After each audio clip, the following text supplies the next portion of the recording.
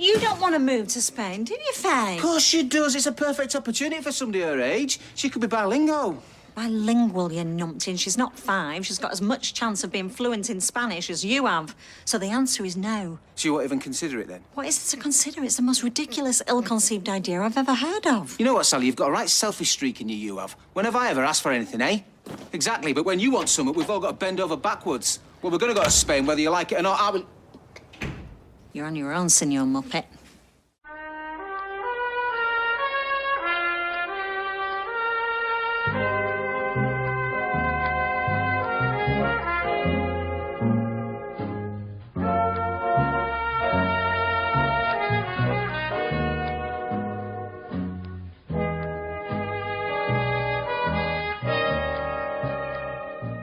Hello and welcome to episode 138 of the Talk of the Street, an unofficial Coronation Street catch-up podcast that... Happy birthday to me, happy birthday to me, happy birthday Timbot 4000, happy birthday to me. I'm Gavin.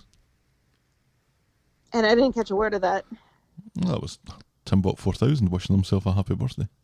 Oh, happy I don't understand birthday. why you can't hear that. You seriously can't hear that? Happy birthday No, I to me, couldn't hear any happy of that. birthday to me, happy birthday Timbot 4000, happy I can hear birthday Timbot to talking, me. but I can't understand what he's saying. No, really, that's going to be a shame for other things that I have planned. I'm Gavin. And I'm leaving on a jet plane Yes. Well, on Wednesday. Yeah. Not today. Close enough. yeah. Close enough. Dad is significantly better, and I'm ready to come home to my darling. And All my going kids. well. This will be your last from the bathtub Yes. episode of Talk of the Street. Yes. And it's a shame that you're not going to be here for Timbot 4000's birthday. That's unfortunate, but you know it can't be helped. Oh, well. Send me a piece of cake. Oh, he doesn't have cake Why not? because he's a fictitious character and a robot. Well, he could have a fictitious cake then. Well, we'll see what we can muster. How are you? Like I said, Dad is significantly better. They're talking about maybe getting him out of the hospital and into a rehab facility sometime next week. So that's all good. And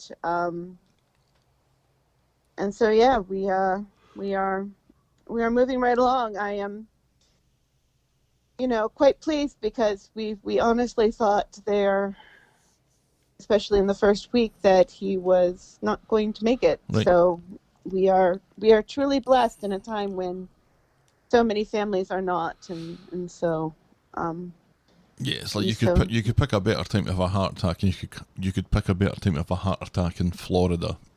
right, yeah, absolutely. I mean, there are as of like 2 days ago, there are new precautions at the hospital that he's staying at. He's now off of a floor with COVID patients, so that's good. Mm-hmm. So I don't have to walk halfway around the hospital to get to an elevator to avoid the COVID patients on the 4th floor anymore. He's now on the 6th floor. But they've shortened visiting hours, and now you can only have one visitor per day, as opposed to only one visitor at a time. Oofed. And now there's only one way in and one way out. Before there was like you walked into the main entrance and then there were 2 tables set up, but now there's only one table and it's on one side of the foyer, and then on the other side of the foyer is where you exit and everything. So it's it is still very, very, very much a concern here as well as in other places, which we will discuss in Corey News. Oh, we will. Mm-hmm. Well, I'm looking forward to that then.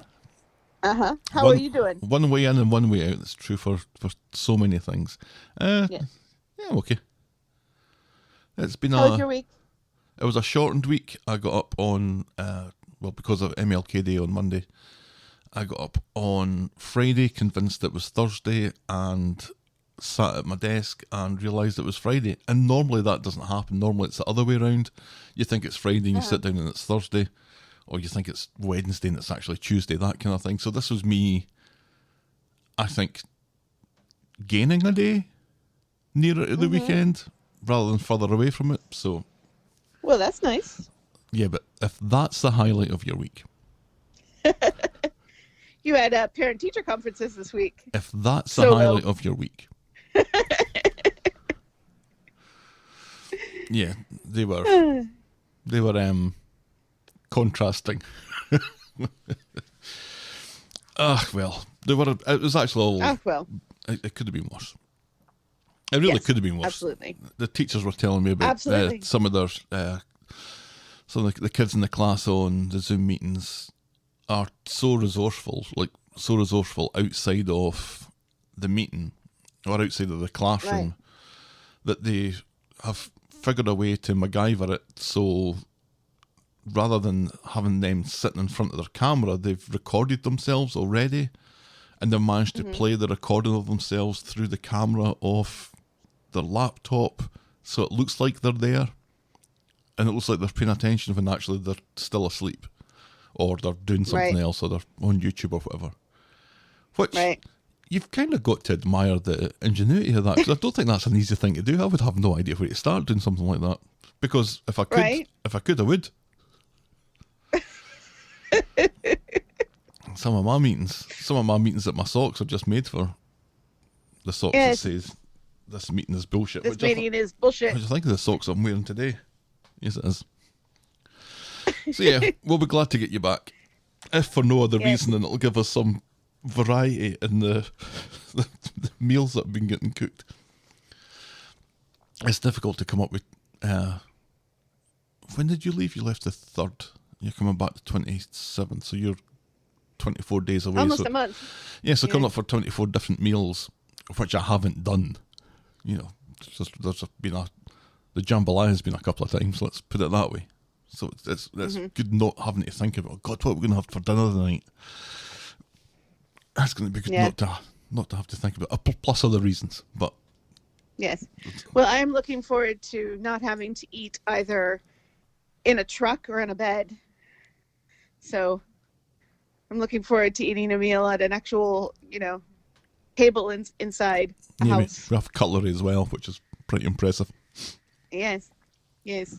I mean, I've been eating some really nice takeout, from my dinners, and there's a lot of really nice Thai restaurants, especially in the area around Pensacola where I'm at. So, and some days it's nice enough to eat outside, but some days it's rainy and cold and gross. So it all depends. Yeah, well, it is. It's I still think warmer than Michigan. it's 10 degrees at the moment. I actually was. Yeah. I had to come home. This is us just having a normal catch-up conversation. Yeah, walking the dog yesterday, I had to quit like a quarter of the way into it because the wind was just tearing So bad. through everything that I was wearing. So normally I walk like 2.5, sometimes 3 miles at lunchtime. Mm-hmm. I think it was like just over 3/4 of a mile then back. It was just awful. And 10 degrees this morning, so good stuff. Shall we preamble, my dear? Yes, please. Give me some of that Baltic Corrie news.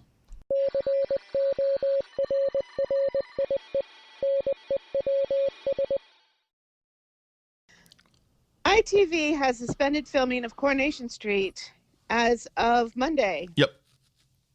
And as the new strain of COVID-19 has really taken a bite out of the country. The pause is only scheduled for 2 weeks and will allow the rewriting of scripts to accommodate newer enforcement of social distancing, etc. And they are not expecting it to affect the schedule. So they're still thinking that they're going to be getting 6 episodes a week out. So we will see how that goes. Yeah, I think they had a couple of weeks off round about Christmas, which they always Right. do. Yeah. And from what I could see, this was they almost were pitching it like a rejig of storylines kind of thing, and Right. a rejig of plots, because some things are going to be possible, some things aren't, I guess. Right. So making those changes now, which it seems like a prudent thing to do. Yeah. I was quite frankly shocked that that this hadn't happened sooner. I guess some other live shows on ITV have also postponed. Like, what is Simon Cowell's show now? Which one? Is it the one? The Britain's Got Talent one? Yeah, I think that is suspended. Or X Factor? I don't know if X Factor's still a thing. I think it is. Yeah, see, that's the thing. I can't remember which one of his things are still a thing. So Britain's Got Talent is definitely still a thing. So maybe that's what it was. And then, there were conflicting reports. Some reports said that EastEnders was taking a hiatus as well, and then other things were like Corey is, but EastEnders isn't. So who knows? All I know is that if it gives some of my favorite soap actors 2 weeks off to keep themselves safe and away from the virus, then I am all for it. Right. The return of Michelle? Question mark? Kim Marsh has hinted that she's ready to return to the cobbles, although nothing has been announced officially. She's been doing a daily show, sort of talky thing. She just had hernia surgery, and apparently she's got a role in a new movie. I don't know if it's a movie that we're going to see here in the U.S., but so she has been keeping busy since she's been off, but she has said that she very much feels like she is ready to return. Did you know she's my age? Exactly? Well, I don't think she and I share a birthday, but she's 44, just like me. Yeah, I thought she was round about my age. I thought she was younger than me. Mm-hmm. Yeah. Not terribly younger, but a bit younger. No. When did she leave? Was it 2 Christmases ago? So she's only been out No, of it was October 2019 that she left. Yeah, but her the final show. scene would have been nearer the end of that year. Because Yeah. that was the Roberts storyline, wasn't it? Yep, yes, Yeah. it was. So that was like Yeah, remember? 2019. A handful of people left right before COVID struck.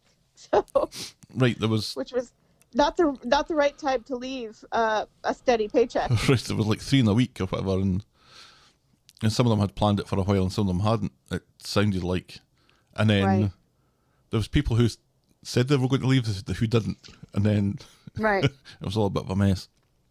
Yeah, Yes. so she's only been away for like about a year. Right. Year and a bit.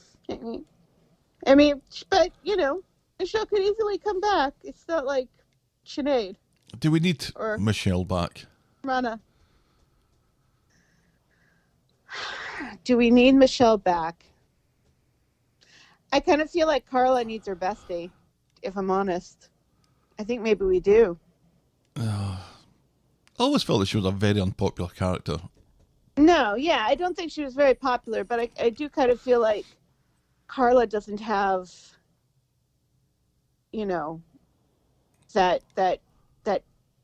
that female friendship to kind of talk and complain about Peter, and talk her out of doing something stupid like sleeping with Adam, that she kind of needs. I mean, she's got Roy, she's got Nina, and she's got Jenny, but none of them are really, So I don't know. And poor Nina is just spread a little thin. Finally, someone who will definitely be joining the cast is the actor Glenn Wallace, formerly of Hollyoaks and EastEnders. The actor will play a character named Lucas from Devon. Lucas from Devon. Lucas from Devon. Was that his last name, from Devon? No mention of Norris. No mention of what? Norris. What happened to Norris? He's officially retired. Oh, that didn't come up in my feed. I don't remember seeing that. Yeah. Oh, I think no more Norris. Malcolm Hebden had been out for quite some time, as you know. Right. Up until the Shady Acres storyline. Right. Was that Was that last year? I think that was last year, wasn't it? Yep. Yeah. And it was a welcome return. It's a character that I've always quite enjoyed. Yes, I like Norris. The old busybody. Yep. And it's a character that is, when you watch classic Coronation Street, there's always a character that's kind of like that. But Norris was a really good example of that. And so he's officially retired now. I think he made it to 27 years on the soap, which is no mean feat. Yeah, I'm it. If you're getting on in years and you're thinking about retiring from a job that exposes you to lots of people, I think during a pandemic is the way to go. Yeah, and I wouldn't be surprised if more people started considering that as an option. Yeah, it didn't sound like his health had been that great.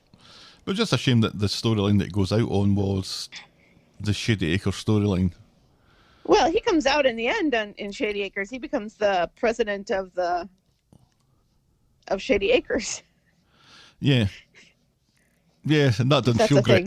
Because that was all basically just get Ken back on the street, and then Claudia left. So that whole storyline just, I don't know, it's a bit grim and bleak when I thought, it was going to be a great escape storyline, and it turned out not to really be that at all. No. That's Corey News. Oh, well. That's Corey News. Our mailbag. John wrote in to say that the storylines with Dev, Addie and Asha have been great, and as I watched Dev and Addie doing their dance, I knew that had to be a moment of the week, and indeed it was.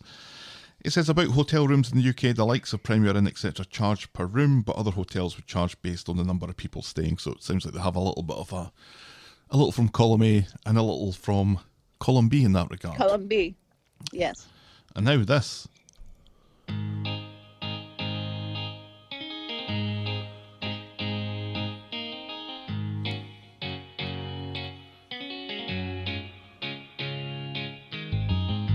Welcome, welcome, welcome. Welcome to Last Year Tonight with me, John Oliver. Just enough time to quickly talk about Japanese fish balloon. Remember that one? I'm guessing not. Japanese fish balloon. Took me to remember it. Like a balloon shaped like a koi? I'm guessing that's what it meant.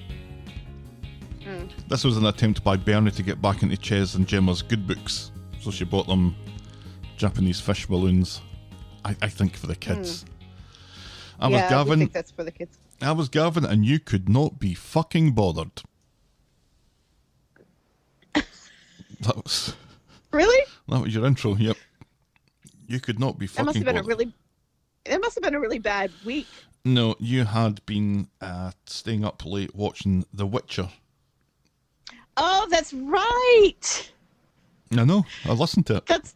That's right, because that actually came up in my Facebook memories. The fact that I was like, oh, fine, I'm gonna finally watch The Witcher, because everybody's like, you should watch The Witcher, and I was like, fine, I'll watch The Witcher, and then it turned out that I loved The Witcher, and I can't wait for it to come back. It may be my favorite Harry Cavill role. I still don't know what it is. After encouraging vigilantes to the house and seeing Billy cutting around his flat half naked, Bernie is encouraged to get her taxi off of the cobbles, because remember she left for a while, and then they decided what kind of character she had to be, and then they brought her back. Yep. Somehow David is allowed to cart off a clearly terrified Shona out of the hospital and off to a maternity unit in Leeds, while Max is shipped to Marian's, who may or may not have a flight of stairs for him to run up. Charlie plays a blinder against Tim, and then with the help of Jenny becomes an utter irritant in everyone's storylines that week. Bethany agrees to pick up her creative writing course because Daniel thinks it's a decent idea. Jade's heritage remains as confusing as ever, and apparently police no longer look in attics when We Hope goes missing. Oh, We Hope. She's not been in it forever. Abby is pretty much the only person on the street capable of getting stuff done. Isn't it strange how history repeats itself almost in 52 weekly cycles? Sarah wears leather trousers.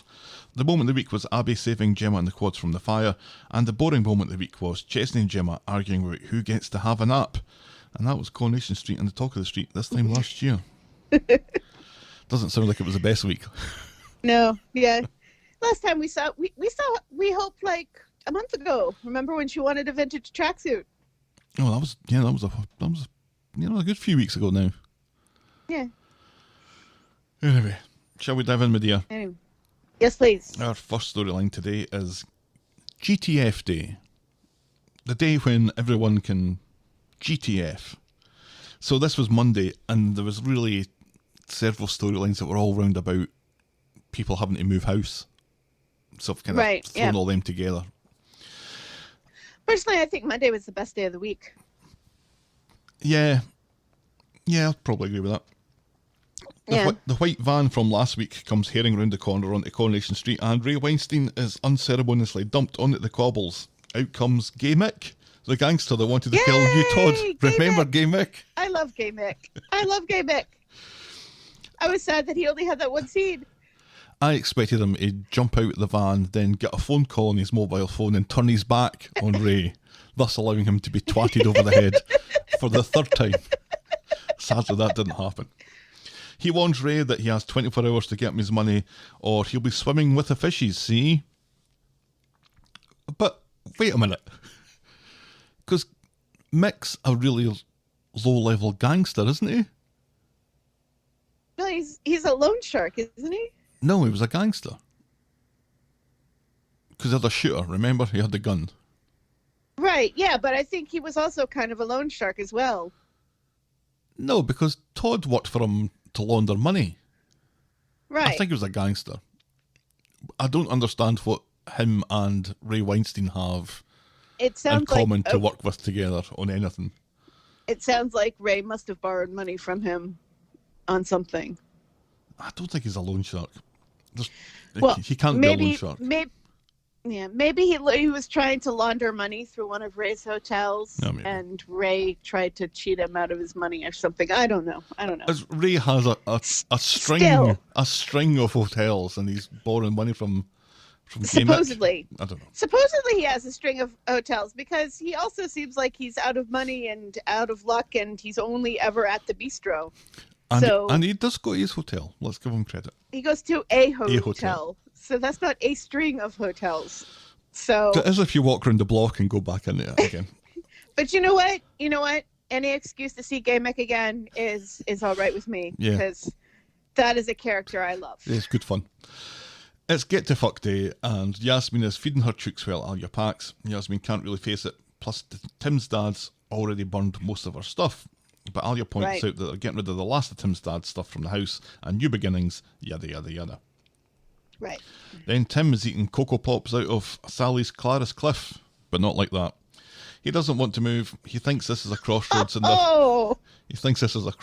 lives. They can either do the safe, predictable thing and move half a mile down the road, or they can do the batshit crazy thing and move to Spain. Sally thinks he's joking and wanders off to continue packing. And meanwhile, David is packing up his moving van, but not carefully enough for Gail's liking. No one is looking forward to moving to the Dogs and Guns estate, even if it is only a temporary measure. Abby passes by and tells him about Ray's judicial review thing, but David points out that they're moving. They're moving today. They've been fucked over, but it's time to move on. Right. In the bistro, Ray is on the phone promising Mick half the money, then on the phone to Miles telling him to transfer the funds for the purchases when Debbie comes in. Ray is holding frozen peas to his boobs. Debbie wants to know what's happened to the money to close on numbers 4 and 6 cause they'll be fucked if the contracts fall through. He claims it's in hand and then gets a text and has to hurry off, leaving Debbie dumbfounded and short. We're approaching the kind of demise of any credibility that Ray's got as a villain here. Right.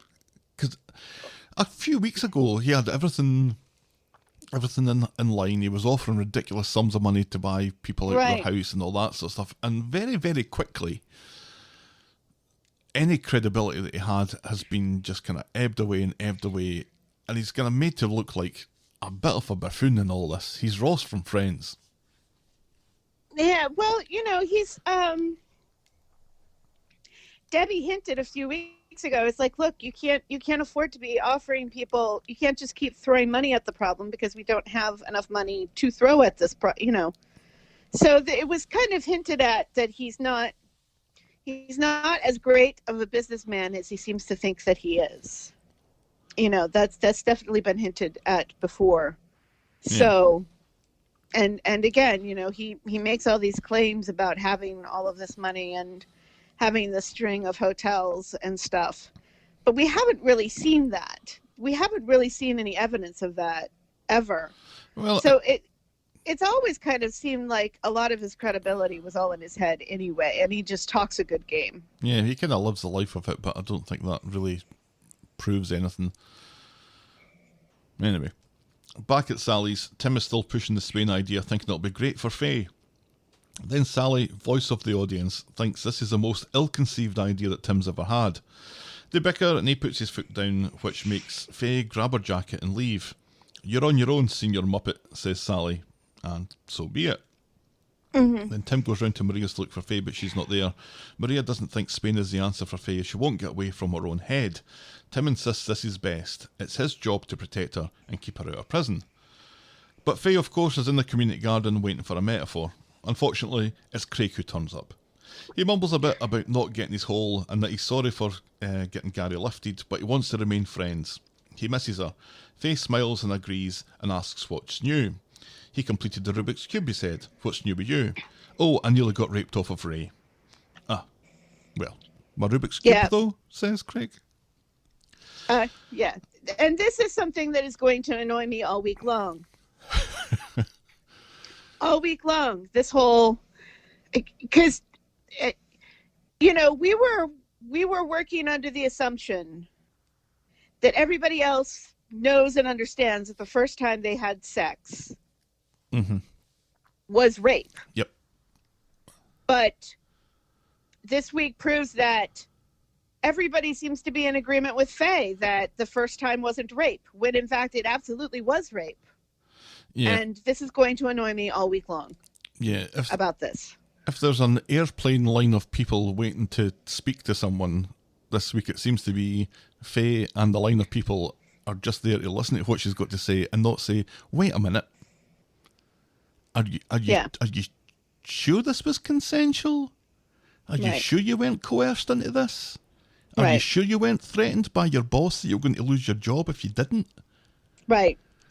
And she does kind of, I don't remember who, but there's at least one time where she does say that she was worried, that she thought that it was the thing that you were supposed to do. Yeah, I think that was last week. You know, that she might lose her job if she didn't do it. But still, not one person has said to her, not even the police have said to her, "No, that's actually rape. Yeah. You were raped." And that just makes me so angry. Yeah, I'm still waiting for it to be addressed, and the longer that it goes, the less convinced that I am that it's going to be addressed, because there's so many opportunities here to put it right, and she, as a character, has been let down by everyone she's telling the story to. Absolutely. And I don't know if that's deliberate. I don't know if that's to serve a later story or if that's going to come back. But at the moment, it is incredibly frustrating. Yeah, So Ray's in his hotel room with Phoebe Buffet from the planning committee. This judicial review thing has really unnerved her. She needs an exit strategy, by which she means 20 grand, or she sings like a bird if they get nicked, and she might even make out that she was coerced into it. And coerced isn't a word Ray likes to hear, but his money is tied up in the house purchases. "Too bad," says Phoebe. "Pay up." Right. So back with Faye, she must have told the whole story to Craig because she's worried that she cheated on him. He doesn't care about that and claims that he would have twatted Ray if he'd known. Faye doesn't know what to do. Gary is taking the rap for her and Tim wants to run away to Spain. She asks if she should hand herself in. And Craig, whose scruples are as appalling as ever, tells her to decide herself. He's not going to stick his oar in, but it doesn't seem fair that Ray can wander around while she might end up in jail. And despite the advice from a policeman, Faye decides to come clean after all. And this, talking about things about this that bugged you, this really bugged me, because Craig has been, you know, he kind of sticking his nose into everything. Right, I was going to say he plays fast and loose with the rules, but he's not that kind of cop. He's not the Starsky and or Hutch of this. He's just, by his ineptness, he plays fast and loose with the rules. But here he has someone in front of him basically confessing to a crime, that she assaulted Adam. And if he is doing his his sticking his nose in policeman always on 24/7 routine, as we saw when he apprehended Gary, he should Right. be apprehending her. She's admitted to Absolutely. a crime and he's letting it go. Right. So he chooses to let this go. So Yeah. Nick pops round to number 8 to help with the flit. David's already away on a run to the estate, and it's Gail who's left in a near empty house. She's not enjoying this one little bit, and she doesn't want to move. She's too old to live in a scummy estate. Plus, they've got her sleeping on a futon. And it's like, oh, dear God, poor Gail. Poor Gail. I've never felt so sorry for her. Nick is worn down Aw. and tells her that she can move in with him and Sam at Natasha's. I thought you'd never ask, says Gail. Mm-hmm. Then Abby catches up with Roy on his way to... And that was lovely. Sorry, I just, wanted to comment on the fact that, considering that last week or 2 weeks ago, Nick and David seem to have been playing Rochambeau to figure out who loses and gets Gail. For Nick to kind of make a turnaround and say, "Why don't you come and live with us and get to know your grandson?" It was just a very lovely thing. I don't know. I think he couldn't not. Yeah. There's no way that he could have been having that conversation with her, listening to what she had to say, talk about sleeping on a fucking futon, Right. basically on the floor. That's what she said. It's going to take her half the day to get up. Right. You can't listen to that and think, well, okay, Mum, I'll see you later. I mean, let's be honest. I couldn't sleep on a futon. It would take me half a day to get up. I remember when we moved into this house, before we had the bed frame, the mattress was on the floor for the first few days. Yeah. Rolling off of that onto the floor to get up is not a good way to wake up in the morning. It's No, it's really just not. awful. So, Abby catches up with Roy on his way to remortgage the cafe so he can pay for the judicial review. He tells her it could take months to go through, though. But people are moving but today, says Abby. There's fuck all I can do about that, says Roy, and he goes off to catch his bus. Then Sally bumps into Maria outside Roy's Rolls, and there's a classic confusion where they both think that the other knows everything that the other one knows, and Maria thinks Spain will be a great move for everyone, and Gary agrees too. She's been through so much, poor Faye, she just needs to move on with her life, and Sally doesn't have a clue what Maria's going on about. Yeah, but she's pretending that she does. Right. Which is hilarious. Yep. David's back at number 8, and now he knows that Gail is moving in with Nick. He suddenly realises how much he relies on his mum, and he begs her to move to the scummy estate with him and the kids. Right, yeah. No And Sean. chance, says Gail. Yeah. This was quite amusing on the Monday and the Wednesday. That you're right, it's gone from doing rock, paper, scissors to decide who gets rid of Gail, and now they're kind of almost fighting with each other to actually get her. She's suddenly become a commodity that has value when her absence is suddenly floated. That's quite good. So Tim's dug out his passport and legitimately looking like he's willing to move to Spain and leave Sally with the flit to the rental all on her own without explaining why. And Sally demands to know what's going on with Faye. Back at the bistro, Debbie's on the phone to Miles, the attorney. The money to close on the houses has gone. Then in comes Ray, and he says that he needed it for something else. Business has been slow, and he had some cash flow problems. Debbie isn't buying it, and has figured out that he's been paying off some heavies. Yeah, and Phoebe Buffet, says Ray. Brilliant, says Debbie. That leaves us a whole hour to find the money, or we're in breach of contract. Have a bit of faith, says Ray. So Faye's gone to the police station, and she's been interviewed by DS whatever, and she tells him the whole unlikely story about mistaken identity and attempted rape. And the funny thing about that was DS whatever kind of looking at Faye and saying, Adam must be like 6 feet tall. Right. As this is going on, Tim is explaining to Sally, and Craig comes round to tell them that Faye's at the police station telling the truth. Well, that's Spain fucked, says Tim.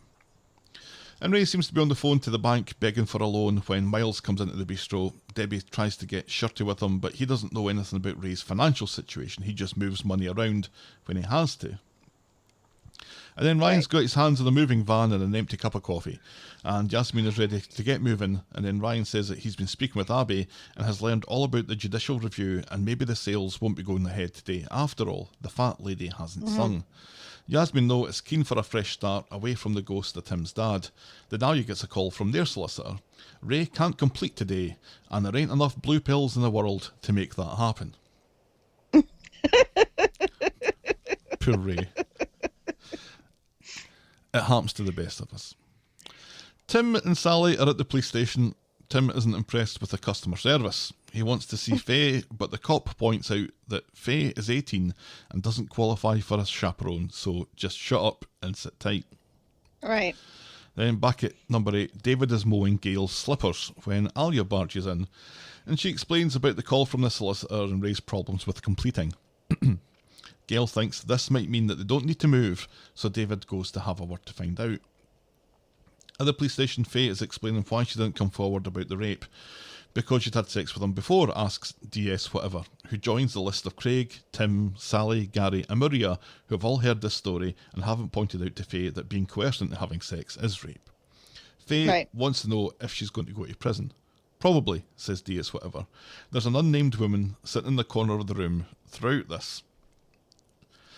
And Ray seems to... she's the, because she's the one taking the transcript of the interview. I thought they had tapes to do that. Well, I think in instances where it's a young woman, they have to have 2 police officers in the room. I think normally they have to have 2 police officers in the room, but I thought they taped it. Anyway. Yeah. Anyway. She was just kind of sitting out of focus a little bit, almost like a ghost that wasn't really supposed to be there. Yeah. So Ray seems to have got another 10 days to do his best, think of his 7 times table like a good boy, and complete. Debbie at this point thinks that she'd be better off being in business with Kirk, what with all the cock-ups that Ray's been responsible for. And at this, in comes David, who takes a lot of joy from walking in on hearing that Ray's got a top 10 of cock-ups. Back at the station, Sally's been surprised on the phone to Yasmeen. Her sale has fallen through, and Sally wonders if she'll be affected by this.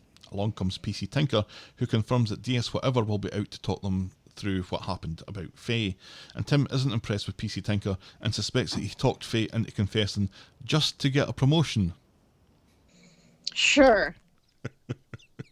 Sure, Tim. That's exactly what happened. Yep, he's going to be the chief constable of the Weatherfield Police because he's managed to talk Faye into confessing to twatting Adam with an award on New Year's. Yeah. You get promoted for that. Some friend you turned out to be, says Tim. At the bistro, David floats the idea that if Yasmeen doesn't move, he doesn't see why he should move. And even if Ray and Debbie do own number 8 and he's renting it back, maybe he'll just stay put. Ray threatens him with some not very nice men in a white van who'll persuade him otherwise, who I presume is Gay Mick. Right. Later, Faye is released under investigation and they'll be back in touch, but she can go home, and Tim thinks Ray is the one what needs arresting. Ray comes into speed dial to put them right on his ability to complete. He's confident they'll be able to do it tomorrow, so crack on with your packing. He's about to leave when Yasmeen has something to get off her chest, and she tells him that he reminds her of someone that she used to know, another nasty bully. She has no intention of leaving until she gets paid, so jog on, you prick. Yeah.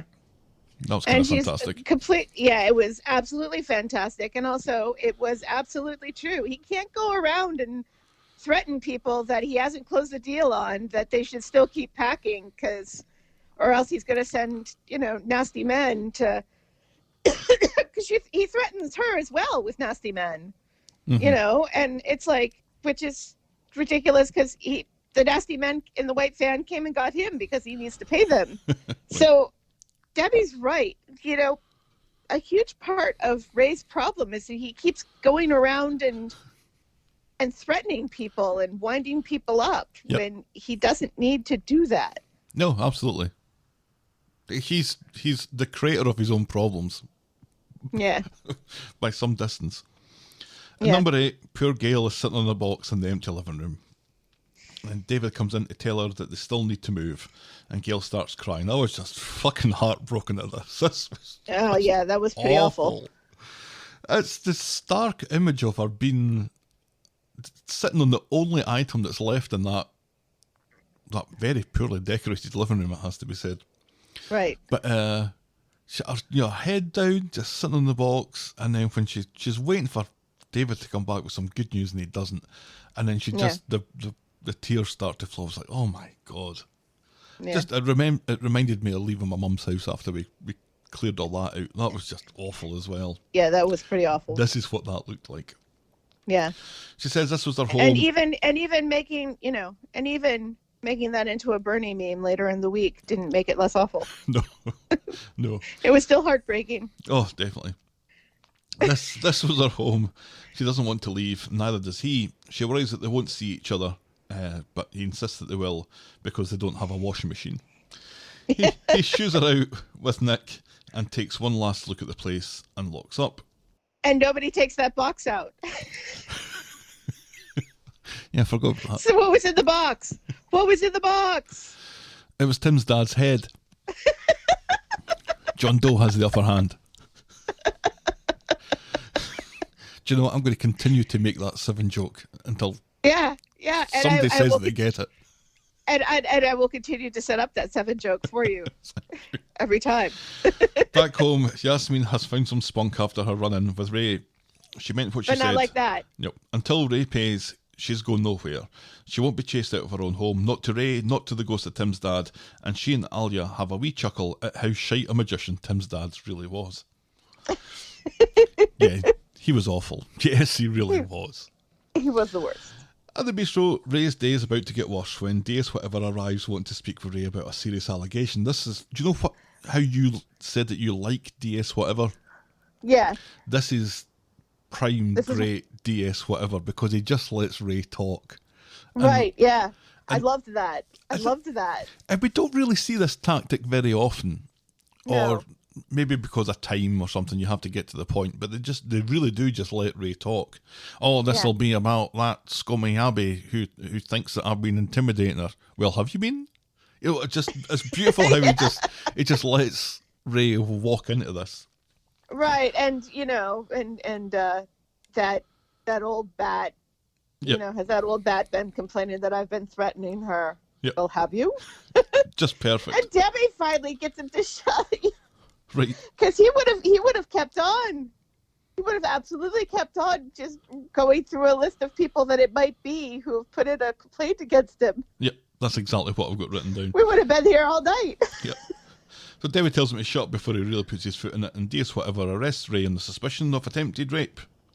And Fate is outside on the phone explaining the day's events to Gary when Tim comes out and they both watch Ray getting loaded into the back of the police car and driven off. And no matter what happens, says Faye, it's been worth it. So that was Monday, and we can kind of continue a couple of branches of that storyline through the rest of the week. The first one of those being the new Yasmeen is just like the old Yasmeen. On Wednesday, thanks to another storyline, Alya is off with Abby, so Yasmeen is back at the helm of Speed Dial but is frantic with worry because she can't find her uniform. And when Alya helps by rummaging through some boxes, Yasmeen blurts out that Tim's dad hates mess. And she catches herself though and ushers Alya off, saying that she's fine. I'm kind of partly happy about this because it feels true. But the Wednesday Yasmeen compared to the end of Monday Yasmeen feel like different people, because the end of Monday Yasmeen had got her spunk back. Right. And on Wednesday she feels like she's lost it a little bit again. She's blown it. As Tim's mom kind of points out when, further along in the storyline, when she first walks in and is surprised that Yasmeen is working, she's surprised, it's Yasmeen has been through so much, and the thing with Ray, where she stands up to Ray, that is from the point of view of the house. Yep. And she's kind of made her amends with the house, but she hasn't been working at Speed Doll, so she still has the ghost of Tim's dad there at Speed Doll as somebody who worked at Speed Doll and coerced himself into becoming a part owner of Speed Doll, et cetera, et cetera. Mm-hmm. So, there will still be different Yasmeens for different aspects of her life where she hasn't really confronted this yet. Right. So Alya gets back from her other storyline. Speed dial was locked and Yasmeen hasn't set any tables even though it's lunch. Yasmeen says they didn't have any bookings. Then in comes Sean and Dylan from their storyline. And then in comes Tim's mum, who's shocked to see Yasmeen back at work, telling Alya that it's way too soon. Yes.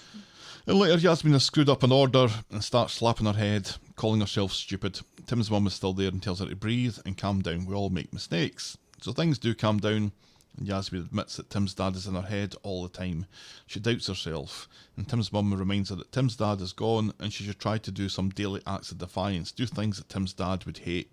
Alya thinks this is a great idea. Also, maybe some therapy seen as you watch your abusive husband fall to his death. Right, and was abused by said husband for over a year. On Friday, Tim's mum has left and has come back to find Alya away at the cash and carry because there's no... This isn't tomorrow because of another storyline. Tim's mum has left and has come back to find Alya away at the cash and carry. She's concerned about Yasmeen and offers to help out. She's well versed in the concepts behind waitressing, such as smiling at arseholes. There's just one thing in her car that she needs to put in the office, and Yasmeen gives her the okay. And Tim's mum struggling with the card reader, and when she thinks about using the register, she ends up telling a frankly ridiculous story about getting her fingers caught in a till once, and her fingers all swelling up, and Tim's dad calling her sausage fingers for a month, and then forcing her to eat sausages for breakfast every day. Right? Really? Well, it's a ridiculous story, but it's a believable story because we've seen what Tim's dad is like. I don't know. This kind of had the Gremlins 2 story where Phoebe Cates is trying to explain how her dad got killed in the chimney a little bit. Just this really, really weird, random anecdote. This sad anecdote, and she tells another one later on in the week, or later on in the storyline. But Tim's mum seems to be. Are you turning into a comedy character here? It's fine if you are. I'm just curious. Right. Anyway, so in comes Evelyn, who makes Tim's mum worse, but simply by ordering a smoothie and wanting it now without the chit chat. Less of the chit chat, more of the chop chop, says Evelyn. That's a great line. Later in another storyline, Tim's mum fucks up a cappuccino order, but despite this, Yasmeen offers her a week's trial with a view to a permanent role at Speed Dial. And Tim's mum is thrilled and goes to the office for the rota, but someone's left the door open and Tinkerbell's gone. Gone, I tells you. I am Timbot 4000. What the fuck is a Tinkerbell? Well, all you have to do is clap your hands then. Isn't that how you get a fairy back? Just clap your hands. Or is it Believe? I don't know. I can't remember. I think you also have to clap your hands, at least in the musical. Alya comes back and screams, "It's a rat!" But it's not. It's Tinkerbell, a small yappy-type dog that Tim's mum is looking after. Tinkerbell has pissed on the floor, and Alya tells Tim's mum to take the dog out before it shits everywhere too. So off they go, Tim's mum and Yasmeen for some reason, leaving Alya to mop up the dog piss. Right. So Tim's mum talks about the dogs that she's had since she abandoned Tim. There was a Yorkie called Gus, I think, and a Great Dane who also had a name. She tries to talk Yasmeen into getting a dog, but Yasmeen is happy with her chickens, thank you very much. And chickens certainly can be cuddled. Along comes Evelyn and Cerberus. Evelyn thinks you yourself have cuddled a chicken once. I also I hypnotised it. Along comes Evelyn and Cerberus. Evelyn thinks her dog is confused about what Tinkerbell is, and she says it's just an accessory, not a dog, just fit for a handbag. What a rude woman, Tim's mum says once Evelyn is out of earshot. Sweetheart, says Yasmeen, you done gone and know the half of it. And later, Tim's mum and Evelyn meet up again, and they're a bit more civil to each other. Evelyn explains that Cerberus used to be a racing greyhound before Evelyn retired him, and Tim's mum says that she's a contact for the dog shelter specialising in helping damaged dogs like Tinkerbell, who was literally kept in a handbag by her previous owner. And the two of them seem to bond over this, so that when Yasmeen comes out the store, she hasn't a clue what's just gone on. And that's as far as we get with that this week. And Tim's mum says, I think that was an apology, because Evelyn is kind of, she has made assumptions about Tinkerbell and about Tim's mum. Yep. And is shown the door by Tim's mum a little bit there about it, because at first she makes some rude comments about, see, this is what you should have done. You should have rescued a dog instead of getting this little yappy Pekingese. And Tim's mom says, well, did you rescue Cerberus? And she's got a point, because it's not like Cerberus is some mutt, he's a purebred greyhound. We know Retired this. greyhound, yeah. Yes. And I mean, that is a rescue, because greyhound racing is awful, and they treat those dogs horribly, and it should be just done away with completely. Yeah, my friend, eventually. My friend Steve had I think he still does actually, has a retired greyhound who was very much like Cerberus. The joints aren't great, the knees aren't great, the arthritis is probably, pretty painful for the poor thing. Right. After all those years and years and years of being kind of forced into running. Right. But yeah, so they bond over the dogs, which they would, because Evelyn is very much Cerberus is more than a pet to her. Absolutely. And so I think when they realise that they have that in common, other than both being women of a certain age, right, where you would hope that they would see eye to eye on things, it was nice to see the two of them, because I like both of them, so the two of them... Right, and also we have these two classic comedic actresses, of TV past and movie past. Yep. Coming together on Coronation Street. We are blessed. Yes. We are blessed to have the two of them, and to have the two of them together and doing stories together. More of this, please. Yeah, and I'm really pleased that, although it was a little bit contrived and not entirely believable how... Well, I think Yasmeen maybe feels like she owes Tim's mum something, at least to give her a chance. But right. The fact that she's getting a position at Speed Dial kind of means that they're keeping her, at least for a little while.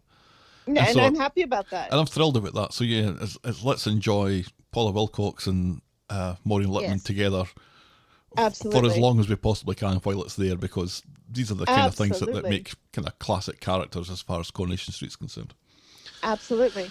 Yeah, Yasmeen, when she offers Tim's mom the job, says that she's a calming influence on her, and I think that's true, because Tim's mom has been through what Yasmeen has already been through and kind of knows what works as far as coping mechanisms and stuff. I think it would be calming for her, and I think it's a good idea for them to bond like this. Although the last thing... Plus, they need somebody. They need somebody else at Speed Dial. Tim's dad's not there. Because Tim's dad's gone. Right. Personally, the last thing I need is somebody to tell me to breathe. Just...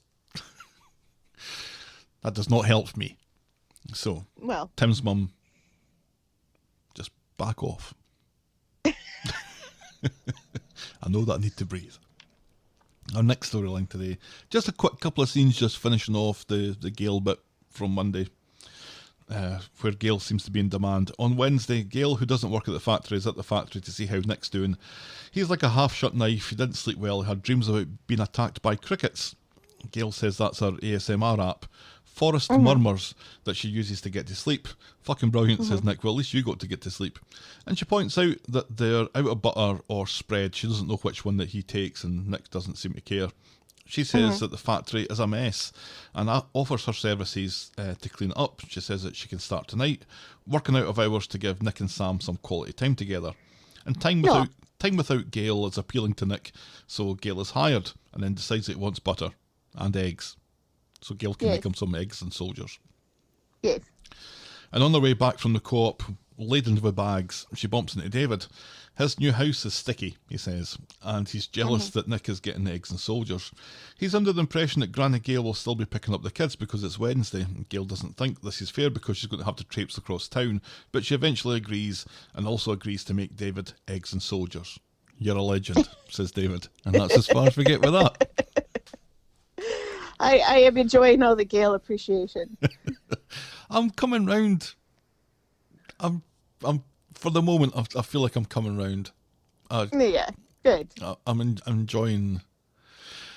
I'm enjoying the insidious way that Gail seems to manage to worm herself a job out of her offspring, because she did the same with David at the barber's. Yes, I remember that. Oh, you need a cleaner. Well, I'll be your cleaner. And it's Right. and it's Well, like at neither least- one of them want to give her a job, really. But Yeah, well, and at least Nick says, yeah, we've been meaning to hire somebody to do that. We just haven't had a chance to, you know.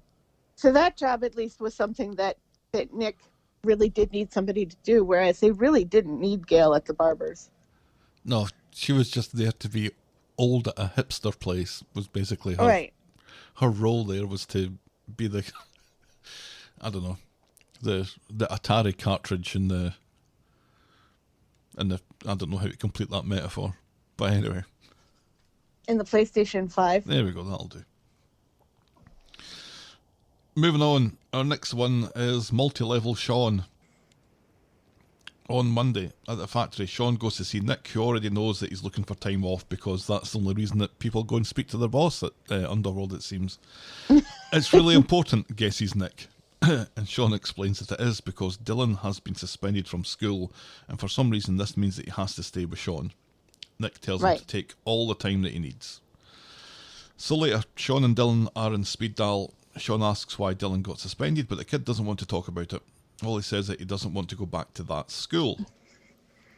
And Sean refuses to leave until he knows what's up. Eventually he guesses that Dylan is being bullied because Sean's gay. Sean wants to call the school, but Dylan thinks that'll make matters worse and runs away again. Mm-hmm. But rather than find him on the ginnel with Todd, Sean finds Dylan sitting on the pavement, I think at the viaduct. He explains that he was bullied as a kid, and he's learned that you don't get anywhere by running away from your problems, says Sean. Tackle them head on, like that time I was homeless. Now come on, and I'll get you a treat. On the Wednesday, Sean is with Dylan and Roy's Rolls with a promise of going to speed dial later before he has to go back to that London.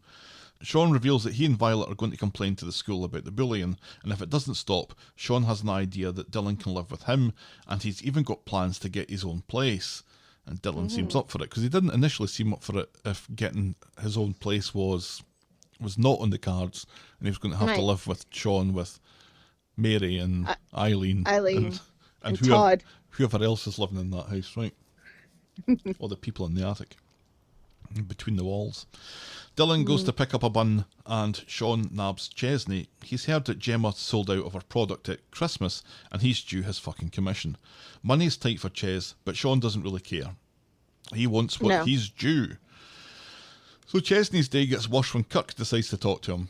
And then it gets worse again. After riffing confusedly about kebab machines, Kirk decides that the theft of the makeup money wasn't really his fault, and now he needs that money that he lent Ches for the presents back because Beth's starting to wonder where his wages went.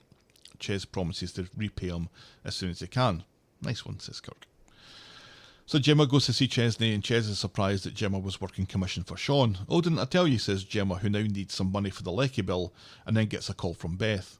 Fuck my life, says Chesney. He has to come clean to Gemma about the Christmas presents, and it doesn't matter, because now they owe Sean, Kirk, and now the Lecky company. In speed dial, Dylan is worried that Sean can't afford a new house.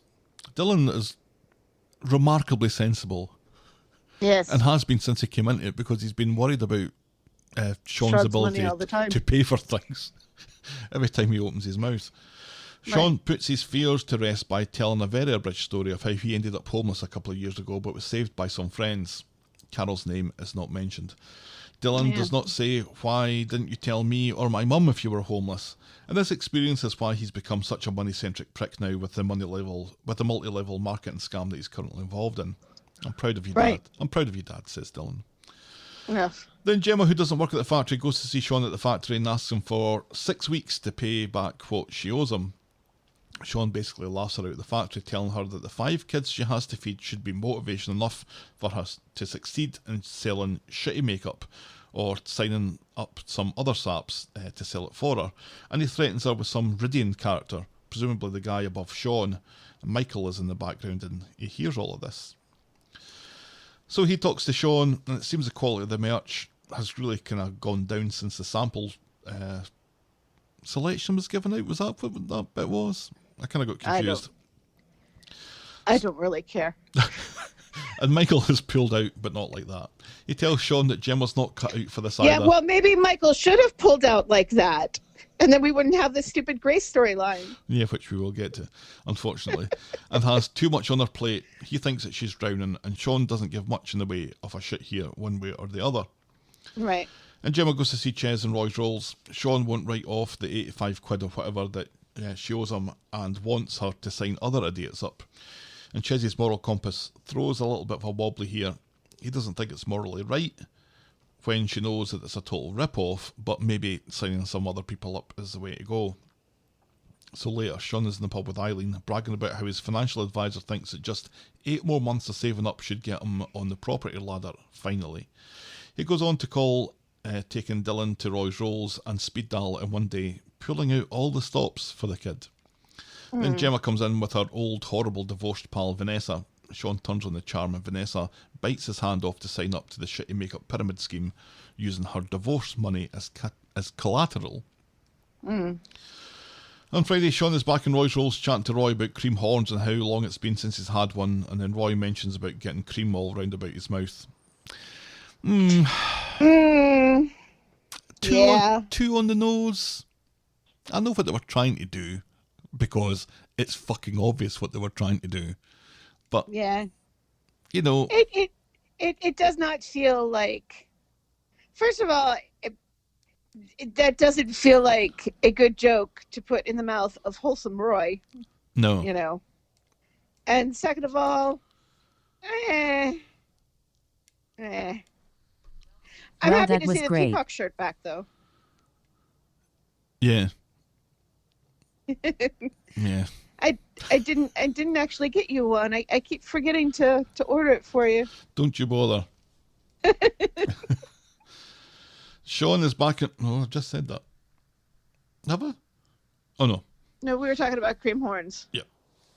And how much Sean loves a cream horn, him. In comes Gemma, and Sean's all over her like shite on something really shitey, hassling her about getting Vanessa signed up. He needs his commish, damn it. And meanwhile, Kirk is at Ches outside the kebab shop. He needs his money today or Beth's going to kill him. Gemma comes along and they compare notes to see which one of them is the most fucked. And they decide it's Gemma, and the only thing to do is to get Vanessa signed up after all. So Gemma meets up with Vanessa, and she's keen as a bean to get signed up to this pyramid scheme. She has big plans for her earnings, and Gemma has a change of heart when she realises that she's going to be using her maintenance money. She calls the scheme a con, and you end up with shite products that are different from the starter stuff. Vanessa is pissed off and leaves, stinging Gemma for a decaf cappuccino that she can't afford. She goes back to the factory and she tells Sean that she's warned Vanessa off and she's skint so he can whistle for his money. Sean reveals that he's skint too and he needs that commish. What's he going to tell Ridian? And here he is with Dylan getting bullied and 8 months away from a hypothetical deposit. But Gemma doesn't care, she can't pay him, she's out and she leaves. Later, Sean is on a video chat with Ridian, who's a Welshman, if the name didn't give it away.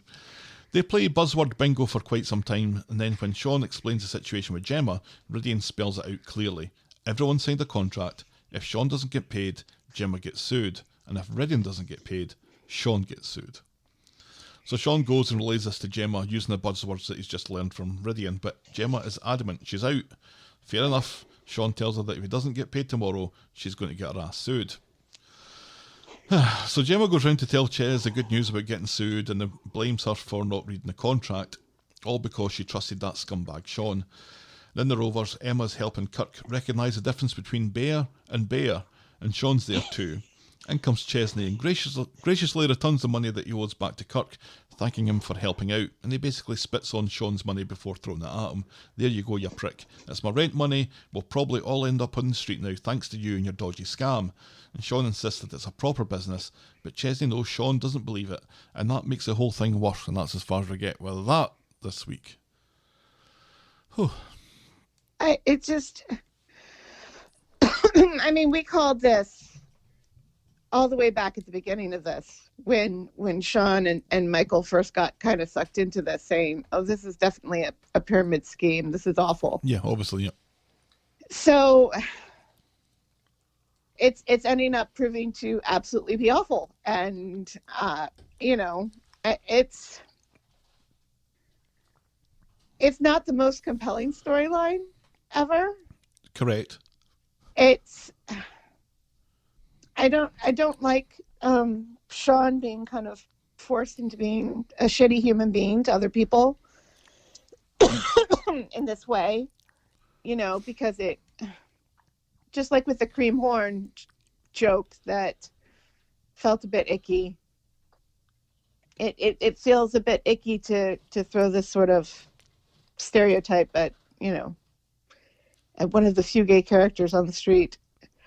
I mean, it's kind of in keeping with his personality, but it's also in some ways not. He's being such a shitty human being, and also we never that whole Christmas.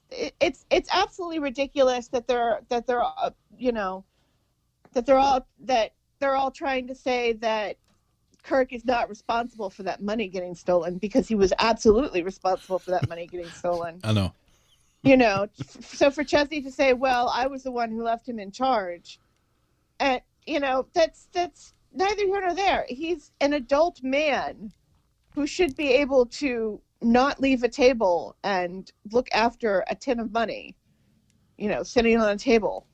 The two of them were working that stall together at some point. Right. Presumably, Kirk is going to be at least partially recompensed for his time, whether it be through a pint at the Rovers later or an actual couple of quid thrown at him or whatever.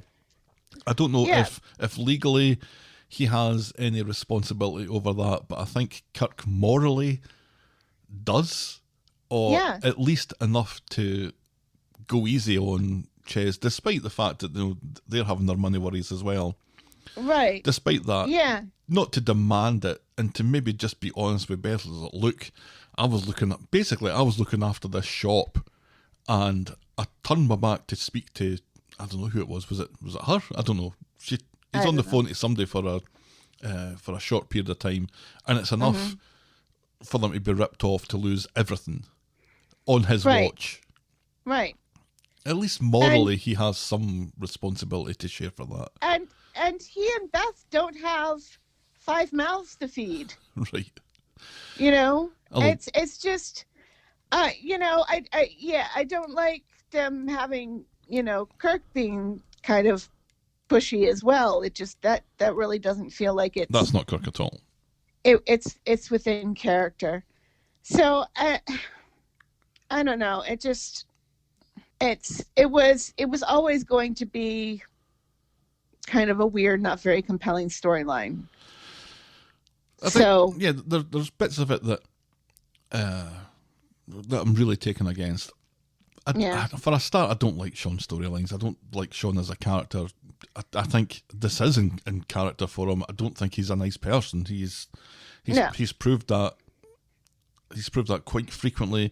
His basic attitude, even when he's not in a storyline, is just as a bit of colour that's added to it for someone else to talk to. The snapping round and the flouncing off. Right. He clearly thinks that he's better than everyone thinks he is.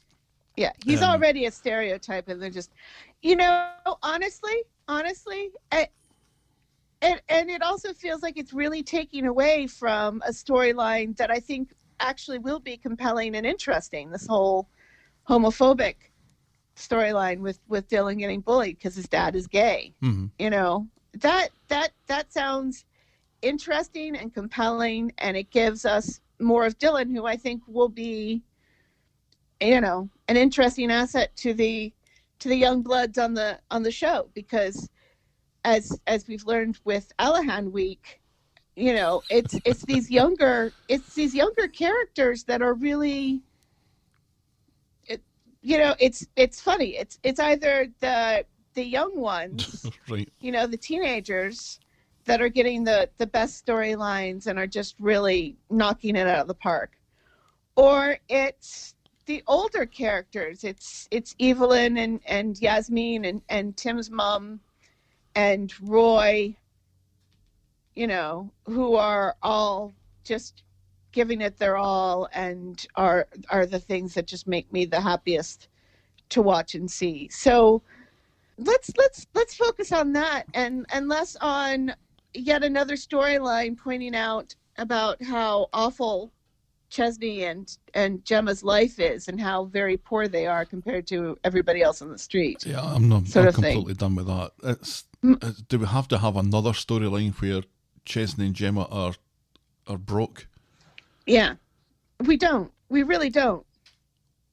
And I mean, I guess I understand that right now, because of COVID, they can't really do any quad storylines or anything. You know, Gemma's pushing around that empty pram, pretending that there are kids in it over and over again.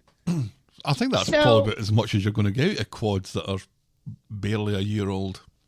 Yeah, but, you know, because how long have they been engaged? Why have we not gotten them married yet? Well, they got engaged in the cable car, didn't they? Right, yeah. Those kids are going to be, you know, graduating from high school before they get married at this rate. Let's. I guess they have no money in which to do that, but I don't know. We need to have something more than this poverty porn with Ches and Gemma, because we've had it for long enough. It's time to either give them a break or just stop going on about it. But to generate another storyline that's going to run for another few weeks about how once again they're struggling to make ends meet. Right. It's becoming dull. It was never that exciting in the first place.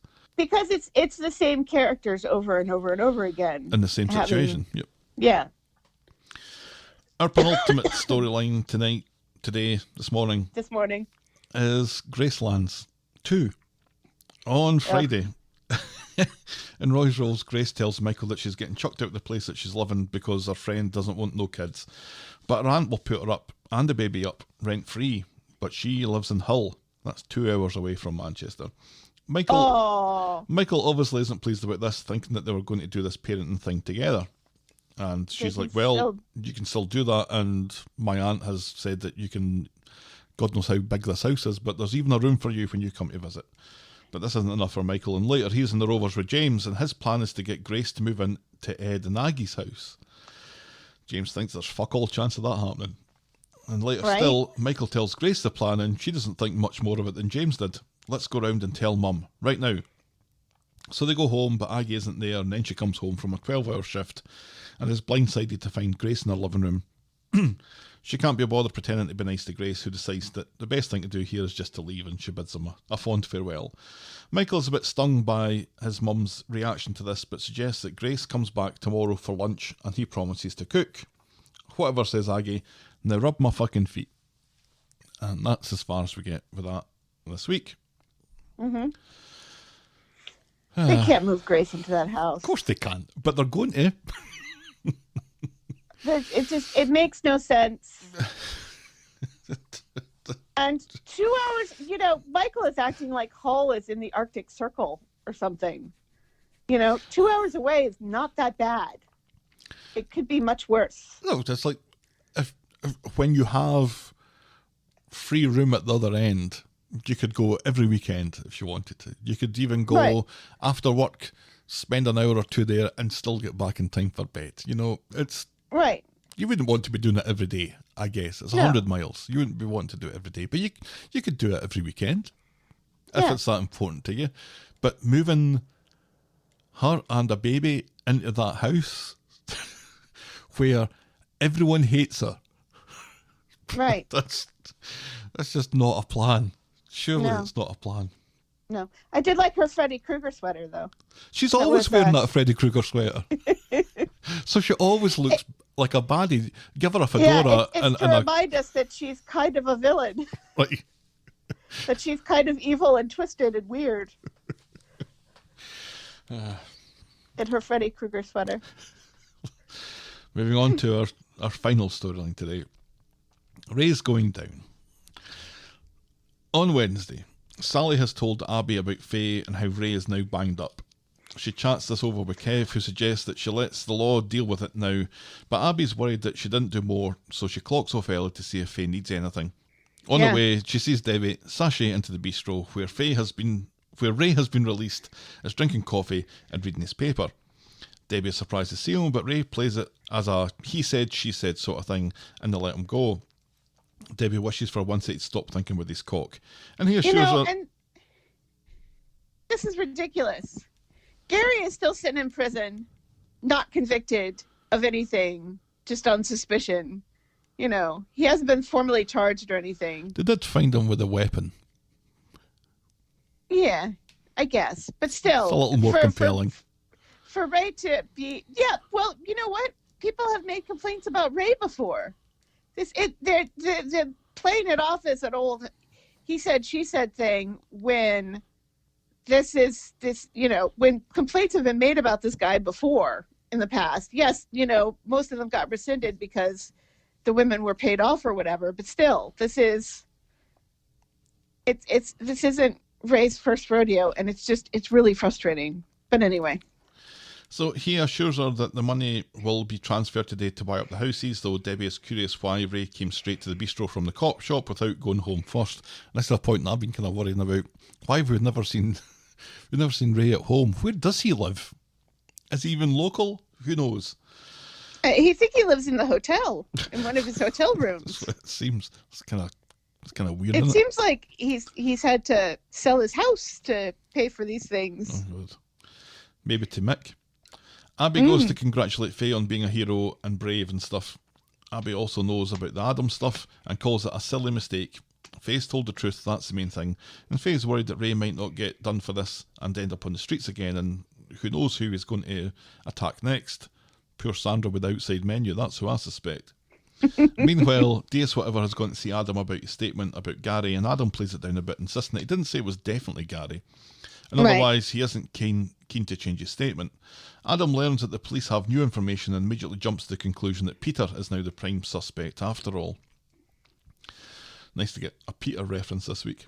Abby ropes Alya into but not like that. No, and makes some... not like what? A Peter reference?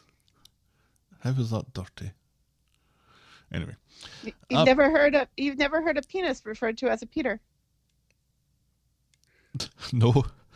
Oh, okay. Abby ropes Alya in to go and make more complaints about Ray. They see him outside the bistro and Craig comes over to pointlessly explain that he's been released. Faye thinks that he's got away with it and storms off. And she goes to see Adam and explains to him and Sarah that she was the one what twatted him over the head with that award thing at New Year. The visit from the police now makes sense to Adam, who is pretty understanding that all of this is really Faye's fault. They're all getting on famously until Gary's name is mentioned, and Faye calls Gary the good guy in all this. Says Adam. Says Sarah. So Abby and Alya have made their statements, but to no avail, so Abby is now resorting to her plan B. There's something that she needs to check out, and so she turns up at Ray's hotel, announces herself as Ray's ex, and starts quizzing the staff to see if they've been raped. This is not at all awkward. The waitress leaves in a rush, allowing Abby to sneak behind the bar looking for a work rota or other staff that she can cold call to see if they've been raped. And she's taken photographs of the list when Ray and Phoebe Buffet come in. She's caught wind of him being lifted and is worried that he's turned grass about the bribery thing. And they've allowed conversation about the corruption and bribery that Abby is able to film on her phone from behind the bar. And they both leave without spotting Abby. Meanwhile, Kev has spotted Debbie in Roy's rolls and fancies a good old shout at her. He questions her ethics dealing with a potential rapist, but she says that she's only his business partner. She doesn't have to like him. He tells her how Ray had a scuddy photo of Abby and blackmailed her with it, and this seems to give Debbie more pause than the rape thing did.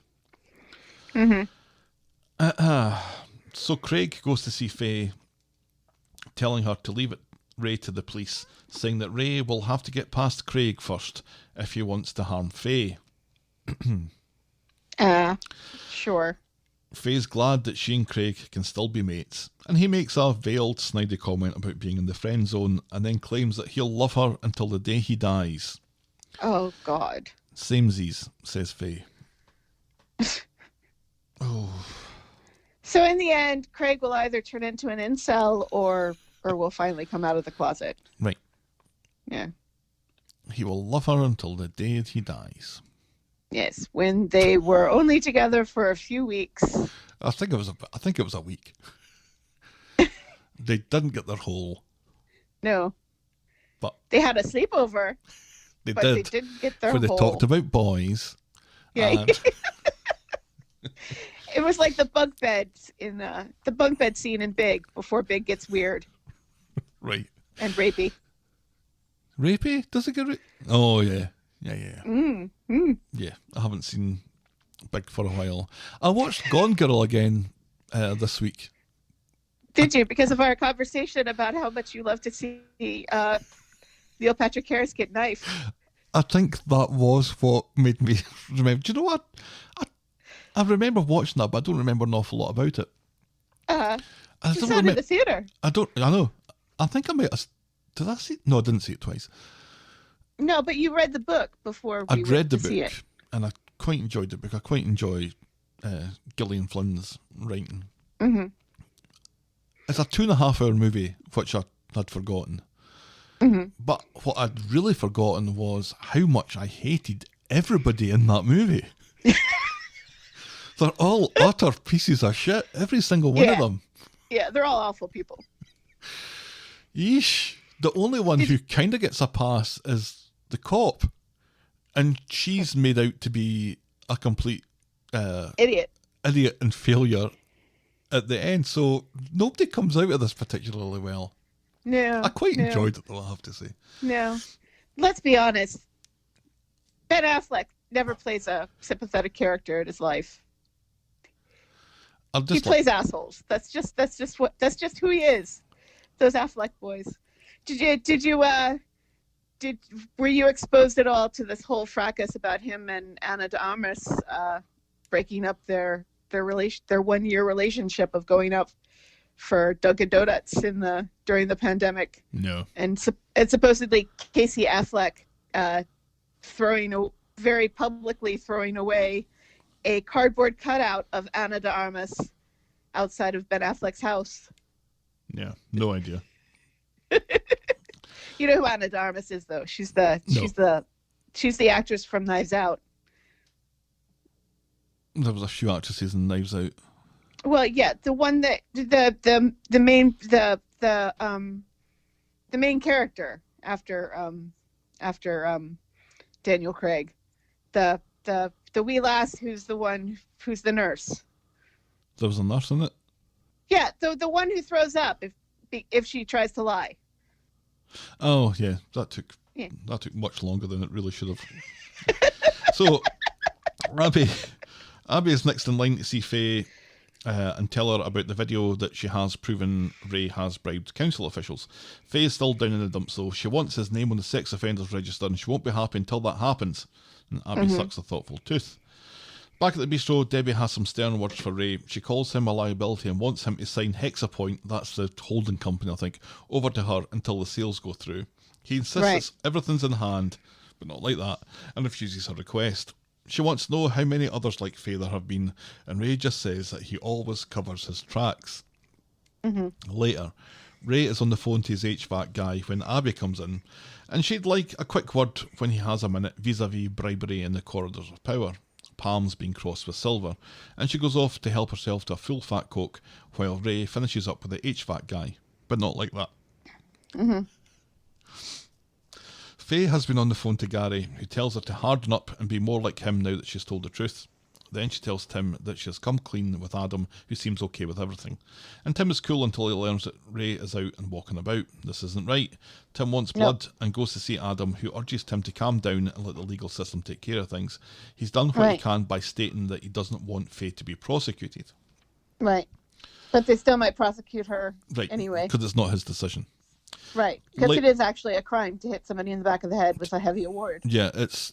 I think it goes back to the twatting in the head with a heavy award act of 1876, I think is when it hit the statute books.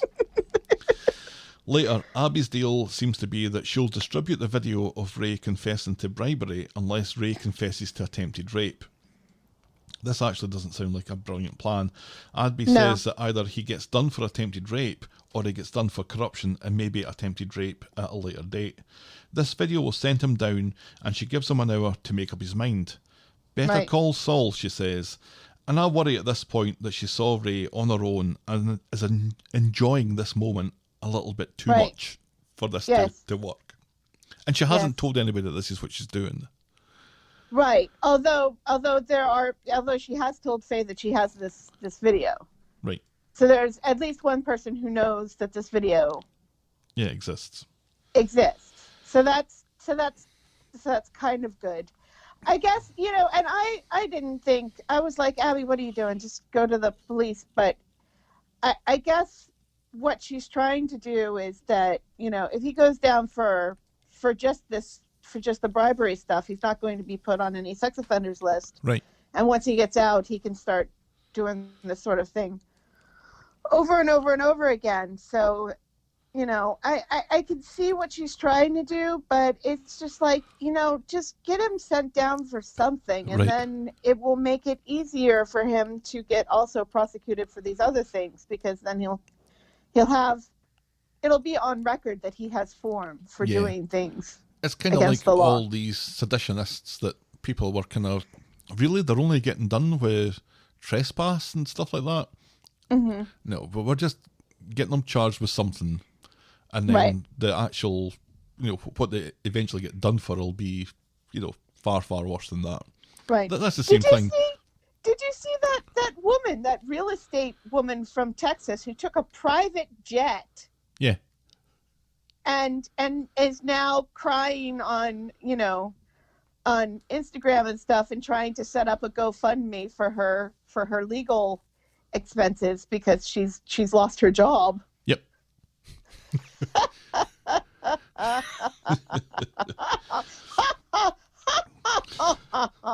That's Helen laughing in the bath.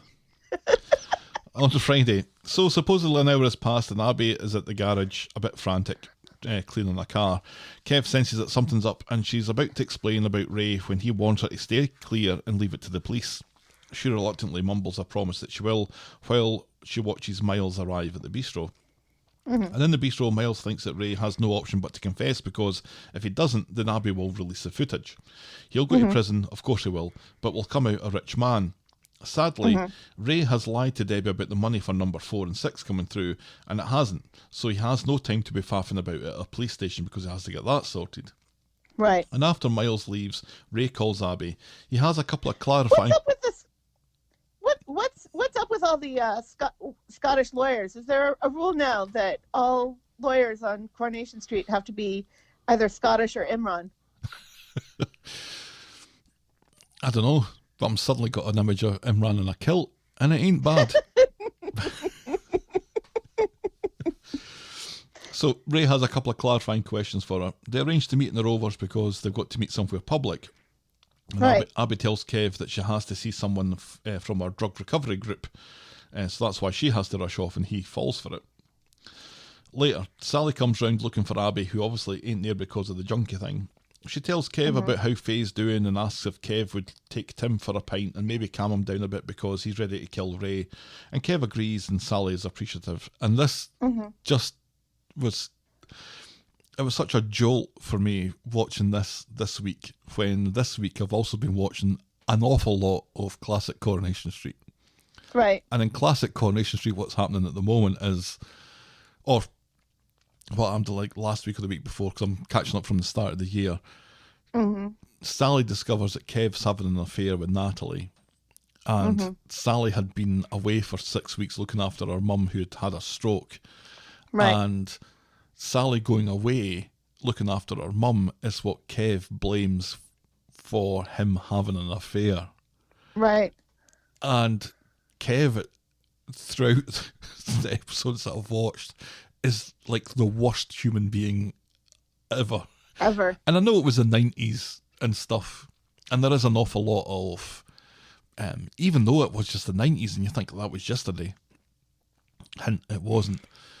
No. The attitudes have changed so much since then that basically everything that Kev says to Sally is just utterly reprehensible. So it's difficult for me to watch them being civil and nice and supportive of each other now. Yeah. When he was just such a prick. Did you see that? Did you see that? It was floated back then for Sally and Kev to leave the show and get a show of their own. Yeah, I read that. A spin-off show. Mm-hmm. That would have been awful. It would have been.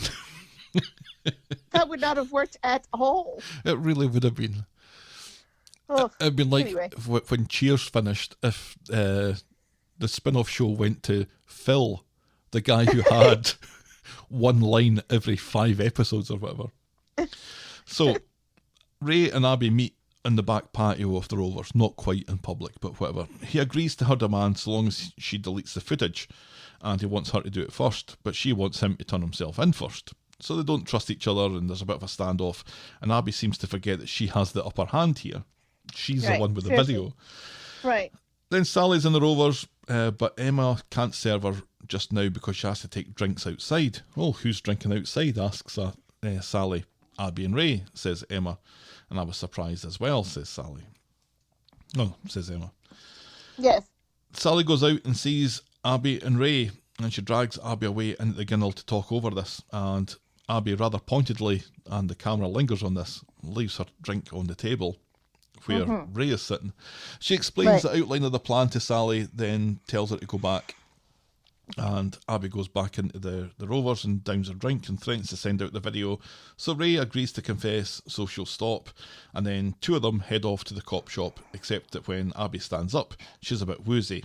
And Ray has obviously slipped her a bit of a Mickey. And how dumb is he? How dumb is he? Because everybody saw them come into the Rovers and then go outside. Yep. Emma knows that they're out there. It's been remarked upon. Sally now knows that they're out there. Everybody has seen him with her. So, what is he playing at here? This is... There's so much of what happens on Friday with Ray. It feels like it was... is he regressing into a 7-year-old?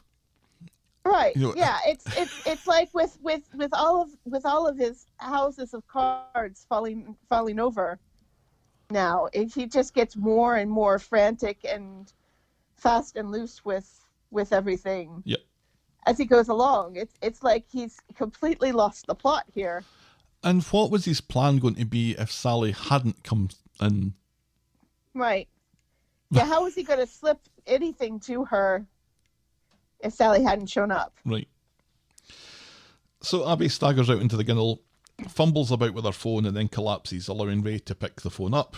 I don't think so, he says. Then later, Debbie in her handbag sashay into the bistro again. Abby sent her a video of Ray bribing Phoebe Buffet. What the fuck's this all about, she says. And then Debbie sees Abby sparked out on the floor of the bistro. What? So, how did he get her? She's passed out in the gunnel. Why did he not just leave her passed out in the gunnel if his whole plot was to drug her with drugs that she could get on the street? Yep. And then have it and then just say, oh, well, she's just a junkie sort of thing. Why would he bring her into the bistro? unconscious. Unconscious. How did he carry her to the bistro without being noticed by other people? How does this happen?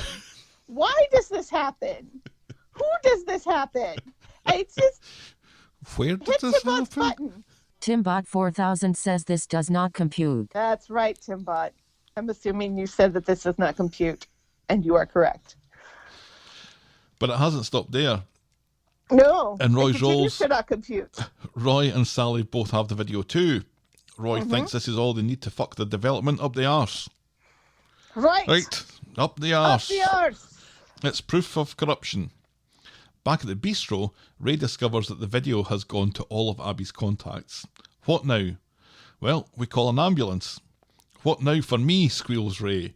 And in his panic, Ray thinks that he can buy everyone off who's received the video.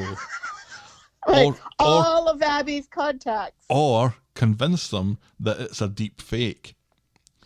Debbie looks at him as if to say, what is he, Donald Trump now? You really are the thickest piece of shit I've ever come across. She wants to call an ambulance. Abby could die. Good, says Ray. That'll solve his problems if you ignore the rather enormous problem of what's just happened, which is that the video has now gone to everyone. If Abby dies... And she will have died right there in the bistro with his, with evidence of him on her, because I'm sure that there's hair and skin evidence since he carried her, obviously. And not only that, there's Abby's, there's there's troughs in the ground where Abby's feet have been dragged from the ginnel Right. across the street into the bistro. Unless he like completely picked her up and like slung her over which his is even shoulder. worse.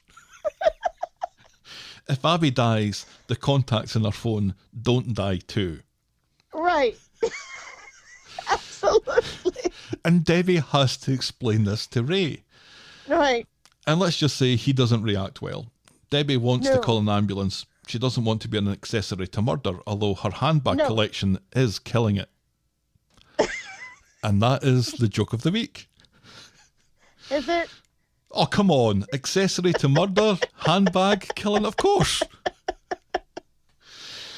Ray trips over a chair, as people do every day across the country, and drops the phone. Debbie gets it, runs into the kitchen, calls 999 as Ray comes in, threatening to kill her. Yes. Then Seb, who I'd forgotten exists, he lives with Kev now, and tells Kev to check his phone. But she said she was going to a recovery group, says Kev. And Seb somehow is able to ID the footage on the phone to the Chariot Square Hotel. So Kev is going to rush off in the wrong direction to be the hero and to rescue her, leaving Right. Seb to pout and look after Jack.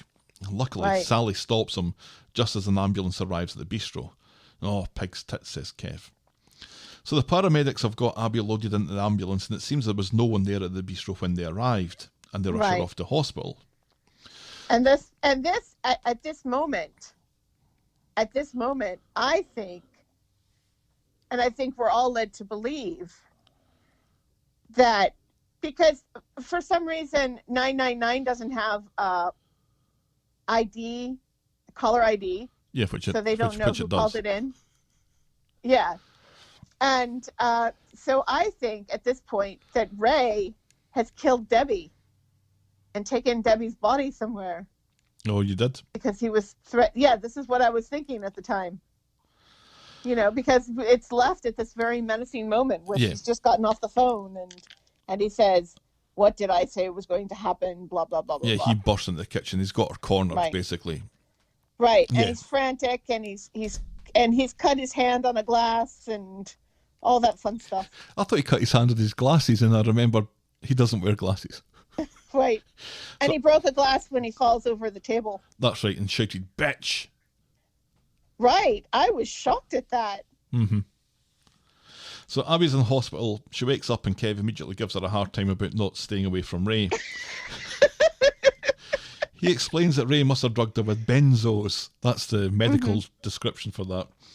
But no one knows who called the ambulance. And then we hear Debbie's shoes clipping across the corridor before we see her. And she's glad that Abby's okay. She knew nothing about the bribery and wished that Abby had come directly to her because then she could have done something about it. She's going to find Ray and sort this. And off she clops. And that's how we end this week's episodes. So how did Debbie escape Ray, and where did they both go, and what is going on here? I mean, because obviously, I have a feeling. I mean, obviously, the police are going to know, and they're going to try to arrest Ray for bribery, and they're going to get Phoebe Buffet as well. Yep. And so, how does Debbie think she's going to sort this? And how is she going to sort this? And what does sorting it look like? And Yeah. What exactly does she mean? I don't think Debbie could have killed Ray No. and then dragged his body out of the bistro. Is Gay Mick involved in this again? I don't know. For the second week in the bounce? I don't know. I think Ray's just on a runner. So, Yeah, I maybe. mean, he goes menacingly towards Debbie and then all of a sudden just runs away because it doesn't even look like Debbie's been hurt. No. No, talking of which, it didn't really look like Ray had been hurt that much, apart from he was clutching his boob at the start of the week. But anyway, Right. I should have mentioned that like an hour ago. But yeah, I don't know. I don't know what's happened. Yeah, he didn't even have any jam on his face. No jam. There was no jam to be No seen. jam. Does Abby always have to be the hero? Yes. That's so it seems. I don't know. I'm getting a little Are you getting a little tired of Abby always being the hero? bit. I mean, she's good and stuff. I still love her character, and she's good fun. Yes. And to think she was initially going to be just kind of a one-off character there. Right. At so first, and now she's she brings a huge amount to the street, and she has Absolutely. some very worthy, memorable moments. The one that I don't think ever leaves my head when I think about Abby is when she's walking away from Ray's car and it explodes. It's a great shot, and it's a great scene, and Absolutely. I don't think it would be the same with another character. But I just think, does she have to have this kind of savior complex for everything? I don't know. It just, but maybe this was a time for that wouldn't have worked, I guess, hiding behind the bar. But was it a time for Tim to do the right thing by his daughter and do something a little bit more cerebral than just kicking fuck out of Ray? No. I don't know. This is. It's becoming a thing, and I'm not sure we want it to become a thing. Let's be honest. It had to be one of the women on the street to take down Ray for it to be satisfying. True. It could not have been any of the men. And Faye did her part. And, Alya. Yeah, but did she's her getting part. her revenge. She's getting her revenge by proxy. This is more interesting to me if Faye is the person who is. But then Faye doesn't care enough about the development. No. Right. And that's the whole thing. Could we have Faye made Faye kinda care just- about the development? No, Faye doesn't care about the development. But could she have? Faye, let's be honest. They're making it out kind of like Faye doesn't even really care. The only reason why she cares enough to go and to confess to the convicted rape and everything is because of Gary. Yeah, she may not That's- have done anything if Gary hadn't been in jail. Right, absolutely. That's the begin and the end of what Faye cares about. Faye doesn't even care enough to stop and think that she actually was raped that first time.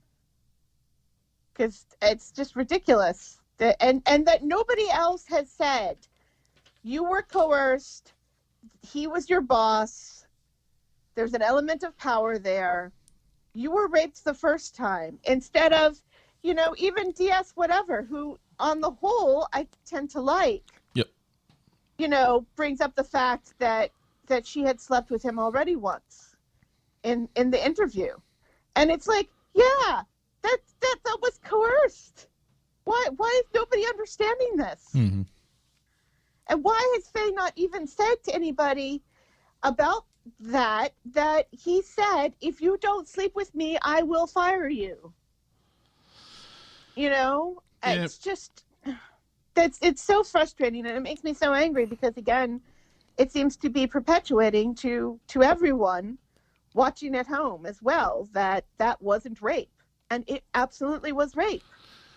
The thing... It's like the whole Carla thing all over again.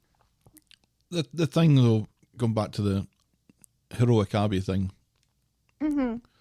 she doesn't think, and I think that's the charm of it, is that she just acts. Right. She just Yes. doesn't think about consequences too much, doesn't think about, well, maybe I take someone else to the Rovers with me. Or maybe we sit inside the Rovers Right. and just talk quietly. Although they referenced why they couldn't do that, and although I didn't really believe that, at least they referenced No. it. But have someone there. Right. She's already got this footage before Kev says, I want you to stay away. So there was a chance to say to Kev before this, before that conversation came up to get him involved in it. Right. But she again- kind of has to be the hero. She has to be the one that gets shit done. Right, because again, if she had told Kev the truth, then Kev becomes the hero, and that is not satisfying. Right. Yeah. It had to be one of the ladies, and Abby Abby obviously has the biggest grudge against Ray because of, their relationship. Everything, right. And blackmailing Kev. And actually, you know what? Blackmailing, she was coerced into having sex with him that last time too. Mm-hmm. She was raped as well by him, and doesn't seem to be, able to put two and two together as far as that's concerned. Because, when she and Alya go down and make their statements, when they're talking about it, they're like, well, he didn't technically do anything wrong, illegal to us. It was just scuzzy. No, Abby, what he did to you was illegal. Did he do it with her? He coerced her into having sex with him that one last time. That's in order to save Kev's... See, I've remembered that he took a photograph, but nothing happened. Nothing more happened than that. I'm pretty sure something else happened as well, that she had to have sex with him one last time. Because... That was a plan. I know that was a plan. I don't know if it happened or not. Right. Because that's what she tells Debbie. She's already told Debbie the story. Which is why I thought it was weird that, the picture was brought up and Debbie got all concerned over it when Abby has already told Debbie this weeks ago. Yeah. That he coerced her into having sex with him one last time in order to save Kev's shop. Yeah, I don't know what's happened to Ray. I think the doing the runner thing is probably the most likely at the moment. But then again, last week I had it down that Tim was potentially one of the people that was in that white van, and that certainly didn't work out too well. So who knows? Right. But Debbie does seem. Is Debbie now just on the side of good because everything is now totally fucked in terms of the development? Right, yeah. Is that the thing that's been her come to Jesus moment, that she has no the alternative of going down the road that she was on? It doesn't exist anymore, so she has to become the good person now.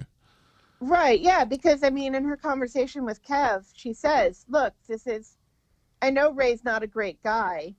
We're not friends or anything. It's just business. And Kev makes a point, well, what if it was, what if it wasn't Faye? What if it was a member of our family who he tried to rape? Yeah. If it was Rosie or Sophie, how would you feel then? And that seems to sort of give Debbie pause, but not enough until it's obvious this whole development thing is fucked and is not going to happen. Right. Well, that was the week. That was Coronation Street, I guess. Yes. What was your moment of the week? Oh, I had something, and now it's flown out of my head. It was something that happened on Monday, I think. I had Yasmeen standing up for herself against Ray, but I am open to suggestions. Yeah, I was thinking about that. I was also thinking about Gail on the box, and Nick telling Gail that she could come and live with them. What else happened on Monday that was good? There was something else on Monday that happened that was good. Oh, Faye. Oh, Faye confessing at the cop shop. Yeah. Yes, Faye's confession. That was really good. Do you know, I don't think we've ever given it to Faye, have we? No, I don't think we... I honestly don't think we have. That was a good... I think, yeah, it was good. Yeah, let's give it to Faye. Yeah, Faye confessing confesses to twatting Adam is our... Moment of the week. Moment of the week. Boring moment of the week. Boring/annoying moment of the week. Is it Grace moving to Hull? It's in that storyline, I think, somewhere. Aggie's feet. No, because that's, yet another nod to the NHS and how hard it is for nurses right now. Just the way she barked, though. I guess that was actually quite funny. Give me my food or fix my feet. Right. I think he gave her food. Yes. Or is it something in the Gemma and Chesney thing? Because as we've mentioned, this whole poverty porn with Gemma and Chesney is getting really old and dull at this point. The conversation between Sean and Ridian wasn't exactly enlightening either. It wasn't fireworks and whistles. We do learn from it though that Sean and Gemma can get sued though. We do. Is it Chesney yelling at Gemma that she didn't read the contract when obviously it's Gemma? She's never going to read a contract before she signs it. There was a couple of mentions of breach of contract this week, and I thought, if we're relying on contractual law as a catalyst for our entertainment here, maybe there's something that needs to change. So maybe that. Let's do that. Yes. Chesney and Gemma talking about contractual law. That'll be our Boring moment of the week. A boring moment of the week. Shall we wrap this one up then? Last time Yes, that please. we're doing our Florida thing. Yeah, it's last time from the bathtub. The last time from the bathtub. If you've ever been refused entry to a fancy dress party due to confusion over the spelling of an animal's name. Really? But let us know how that confusion arose. We are thetalkofthestreet@gmail.com, which is also our address on Skype for voicemail and on PayPal if you want to chuck us a couple of bucks into our virtual tip jar. We are at Corey Podcast on Twitter, Facebook and Instagram. Please check out our merch store and YouTube channel, links to which you can find on our Twitter bio or on the other stuff page of thetalkofthestreet.podbean.com. And if you're so inclined, please leave a rating and a review on the iTunes or on your podcast provider of choice. Thanks for making it to the end of another episode. And we will be back in the same room next week with more Talk of the Street. Bye. Cheerio. Well, that was great.